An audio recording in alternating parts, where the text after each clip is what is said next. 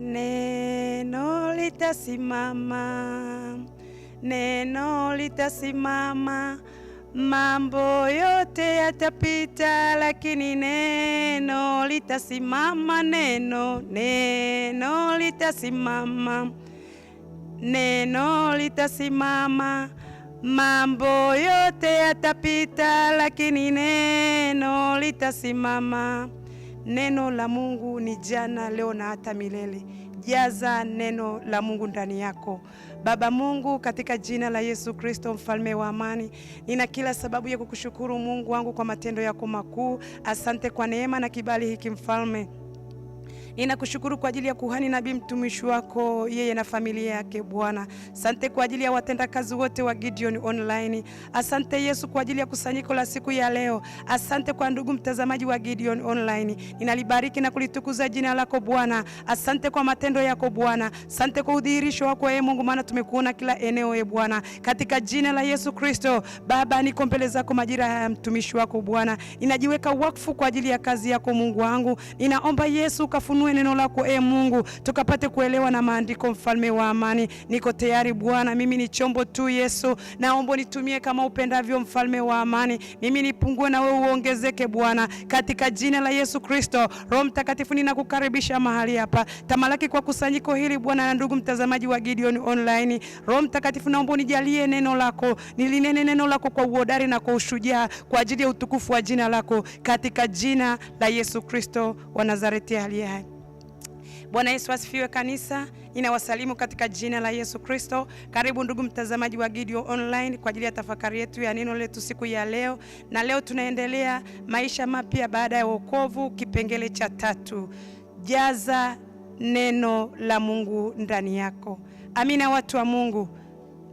Kwa hiyo mtu wa Mungu, leo tunajifunza kujaza neno la Mungu ndani yako kwa wewe muamini uliyempokea Bwana Yesu kuwa mwokozi wa maisha yako. Kwa hiyo mtu wa Mungu muamini, inakupasa ujaze neno la Mungu ndani yako. Neno la Mungu ni nini? Neno la Mungu ukisoma katika Injili ya Yohana 1:1, neno la Mungu, hapo mwanzo palikuwako neno, naye neno alikuwako kwa Mungu, naye neno ni Mungu mwenyewe. Kwa hiyo mtu wa Mungu, tunajifunza kabisa neno la Mungu ni Yesu mwenyewe. Kwa hiyo mtu wa Mungu, neno la Mungu ni Yesu mwenyewe. Inakupasa muamini ujaze neno la Mungu ndani yako. Pia ukisoma katika Yeremia 23:29, neno la Mungu ni moto.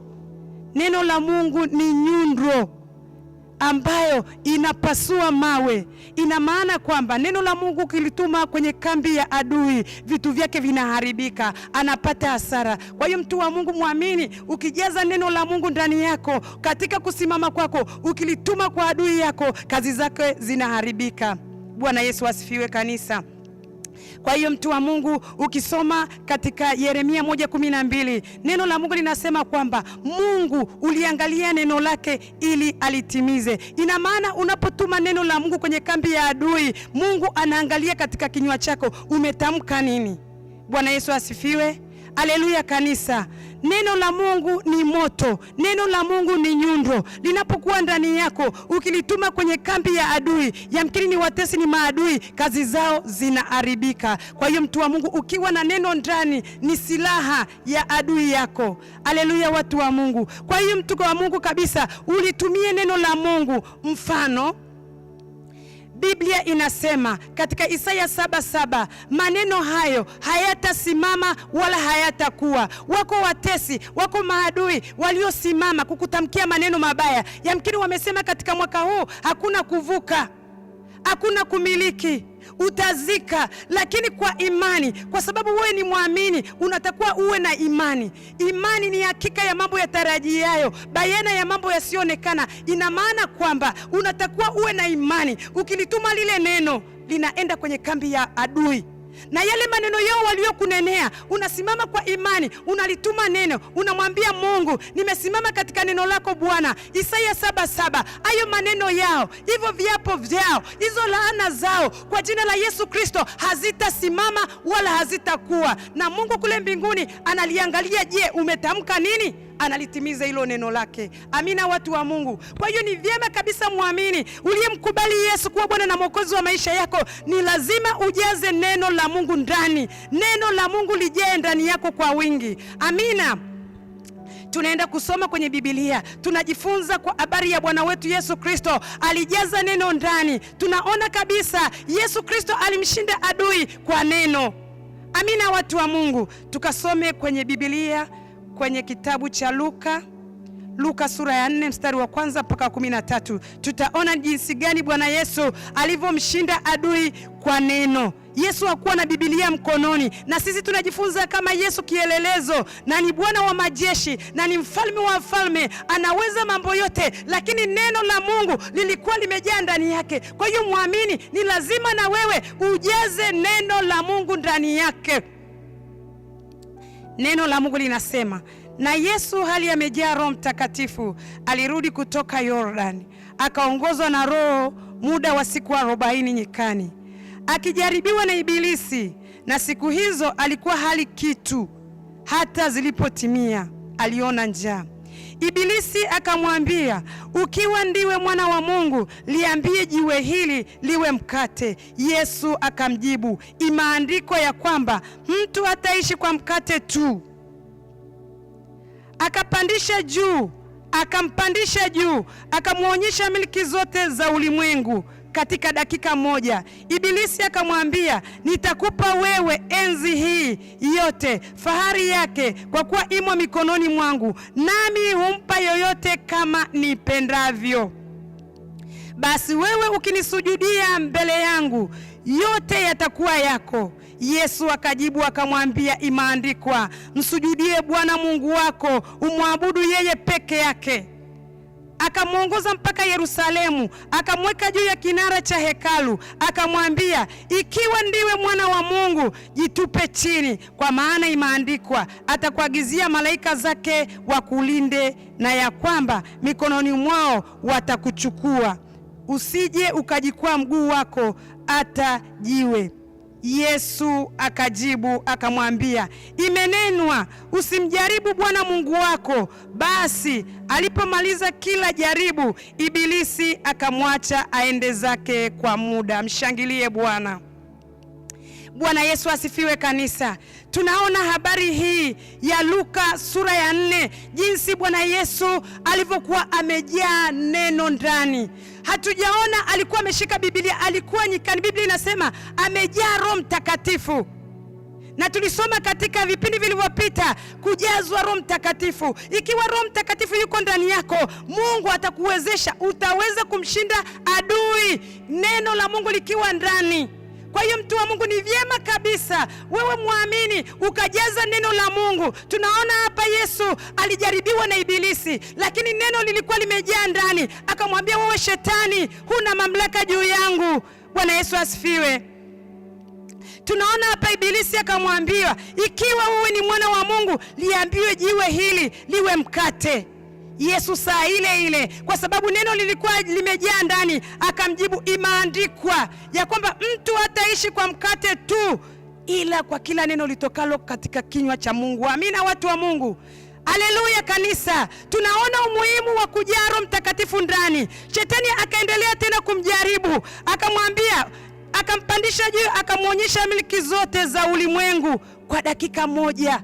Akamwambia, nitakupa wewe enzi hii yote na fahari yake, humpa yoyote kama apendavyo shetani. Bwana Yesu asifiwe. Tunajifunza nini watu wa Mungu? Tunamwona Yesu hapa, neno limejaa ndani. Yamkini wewe ni mtumishi wa Mungu, yamkini wewe ni muamini. Unapoingia katika maombi yako, ni lazima ulitumie neno.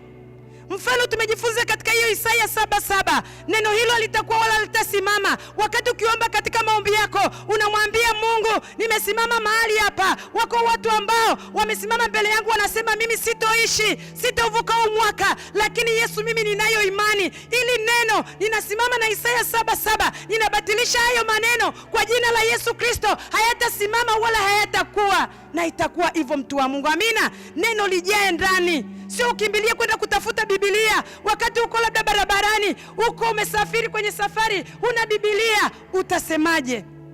Mtu wa Mungu, usipojaza neno ndani, lazima adui atakukamata tu, ni lazima utashindwa. Lakini neno liko ndani, unamwambia wewe adui, shindwa kwa jina la Yesu. Imeandikwa, mimi nimepewa mamlaka ya kukanyaga nge na nyoka na kuharibu kazi zote za adui, na hakuna chochote kitakachonidhuru. Neno liwe ndani yako. Amina, watu wa Mungu.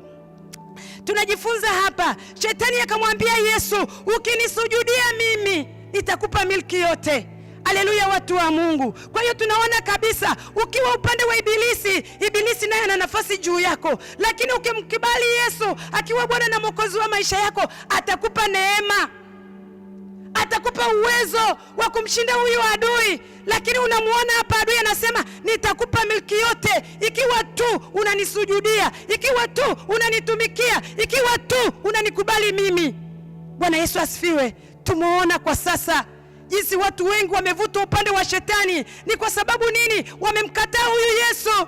Lakini mtumishi wa Mungu, mkubali huyu Yesu, akupe uwezo wa kushinda nguvu za giza, akupe uwezo wa kushinda adui. Shetani amesema ukinisujudia, shetani anavyo vitu vyake, fahari yote. Ukimkubali tu, ukimtumikia, na yeye atakupa neema kwa upande wake. Lakini mtu wa Mungu, unajua mwisho wa adui shetani kazi yake ni kuharibu na kuangamiza.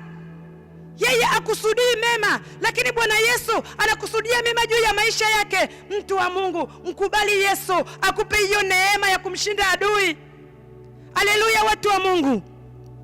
Anaendelea kusema, akamuongoza mpaka Yerusalemu, akamweka juu ya kinara, akamwambia, wewe ni mwana wa Mungu, jitupe chini. Ni Yesu, ni shetani. Ikiwa shetani anamjaribu Yesu, sisi si zaidi? Amina, watakatifu wa Mungu. Ni lazima mkubali Yesu akupe neema. Jifunza hapa, shetani amemjaribu Yesu. Je, sisi usipokuwa na neema ya Mungu huwezi kushinda? Usipomkubali huyu Yesu akiwa upande wako, utaweza kushinda? Na Biblia inasema kwamba Yesu akiwa upande wako, ni nani atakayekuwa juu yako? Kwa hiyo ukiwa upande wa Yesu unayo neema. Haleluya, watu wa Mungu. Yesu akamjibu akamwambia, usimjaribu Bwana Mungu wako. Akamwambia shetani, mtu wa Mungu, ndugu mtazamaji wa Gideon Online, jaza neno la Mungu. Haleluya, watu wa Mungu, jaza neno la Mungu. Tunaona hapa Yesu alimshinda Ibilisi kwa neno. Kwa hiyo na wewe mtumishi wa Mungu uliyekuwa mahali hapa, neno la Mungu lijee kwa wingi ndani mwako. Na ukisoma katika ile Zaburi 119 mstari wa 11, Biblia inasema, maneno ya Mungu yajae kwa wingi ndani ya moyo wangu, wala sitokutenda dhambi. Ina maana neno la Mungu likiwa ndani, huwezi kumtenda Mungu dhambi, kwa sababu tumejifunza kwamba neno la Mungu ni Yesu mwenyewe. Yesu akiwa ndani yako atakupa neema ya kushinda na zaidi ya kushinda. Kwa hiyo mtu wa Mungu, ninakusisitizia wewe uliyeokoka, uliyemkubali Yesu, jaza neno la Mungu. Acha kujaza mambo ya ajabu, acha kujaza mambo yasiyokuhusu. Jaza neno la Mungu. Wewe uliokoka, umetengwa na mambo mengi, tamani neno la Mungu lijae ndani yako, ndiko utakakoshinda na zaidi ya kushinda. Mtu wa Mungu, ninakutia moyo wewe uliokoka, hebu jitenge na uovu wa kila namna, simama kwa uhodari, acha uovu, jaza Roho Mtakatifu, jaza neno la Mungu, na Mungu atakuwa pamoja nawe na utashinda na zaidi ya kushinda. Kwa sababu nini? Neno la Mungu liko ndani yako na atakuvusha katika jina la Yesu na kwa damu yako Yesu. Yesu, asante kwa ajili ya neno lako Baba, ninalibariki na kulitukuza jina lako. Asante Yesu kwa ajili ya neno lako Mungu.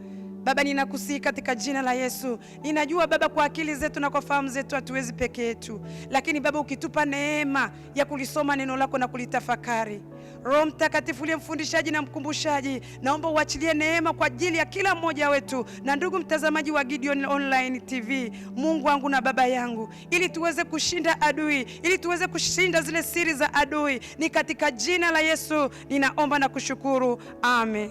Mshangilie Bwana, ongeza makofi kwa Bwana. Amen. Asante Yesu.